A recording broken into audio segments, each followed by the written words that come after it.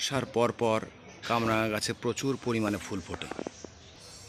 আর এই ফুলগুলি রাখতে পারলে কিন্তু প্রচুর পরিমাণে গাছ থেকে কামরাঙা উৎপাদন করা সম্ভব।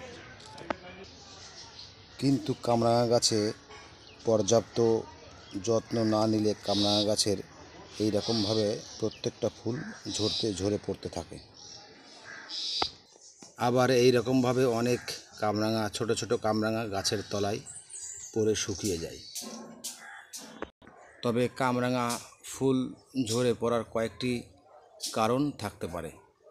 কারণ নাম্বার 1, গাছের গোড়ায় পর্যাপ্ত পরিমাণে জল অথবা কম জল দেওয়ার কারণে কামরাঙা ফুল ঝরে পড়ে। 2 নাম্বার, গাছের পাতায় বিভিন্ন রকমের রোগ বালাই দেখা দিলে এর ফুল ঝরতে থাকে। এছাড়াও রয়েছে আবহাওয়াজনিত কারণে গাছের ফুলের পরাগায়ন হয় না এবং ফুলগুলো ঝরতে থাকে। আর এছাড়া গাছের পুষ্টির অভাব হলে, যেমন মাইক্রোনিউট্রিয়েন্টের অভাব হলে গাছের ফুলগুলো এভাবে আস্তে আস্তে ঝরতে থাকে। সমাধান নাম্বার 1, গাছের গোড়ায় পর্যাপ্ত জল বা একদম কম জল দেওয়া যাবে না। গাছের পোকামাকড় নিয়ন্ত্রণের জন্য যে কোনো একটি কীটনাশক গাছে স্প্রে করতে হবে এবং যে কোনো একটি মাইক্রোনিউট্রিয়েন্ট যেমন বুস্টার 2 অথবা কাকা জৈব মাইক্রোনিউট্রিয়েন্ট আপনি এখানে ব্যবহার করতে পারেন। 1 লিটার জলে 4 ফোঁটা করে যে কোনো বুস্টার 2 হতে পারে বা অন্যান্য হতে পারে গাছে স্প্রে করলে প্রচুর পরিমাণে কামরাঙা ধরবে। আর ফলগুলো যখন আর একটু বড় হবে বা মার্বেল দানার মতো হবে তখন আর একবার অবশ্যই বুস্টার 2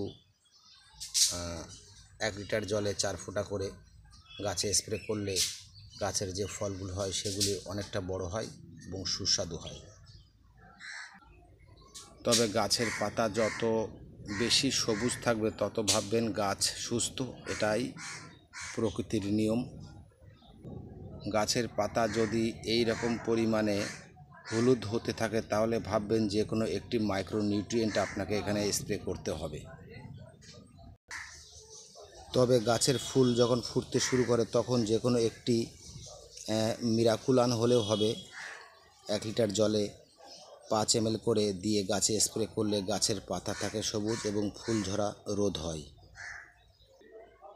গাছের যত কচি পাতা বা ডগা বেরোতে থাকবে তবে মনে করবেন গাছ সুস্থ ও সবল আছে। গাছের পোকামাকড় ও রোগ দমন করার জন্য অ্যামিস্টার টপ ব্যবহার করতে পারেন। আর মাইক্রোনিউট্রিয়েন্টের জন্য বায়োভিটা এক্স দেওয়া যেতে পারে, এটা দিতে পারেন। এছাড়া মাইক্রোনিউট্রিয়েন্ট হিসাবে গ্রো গোল্ড বা অ্যাগ্রোমিন গোল্ড ও দিতে পারেন।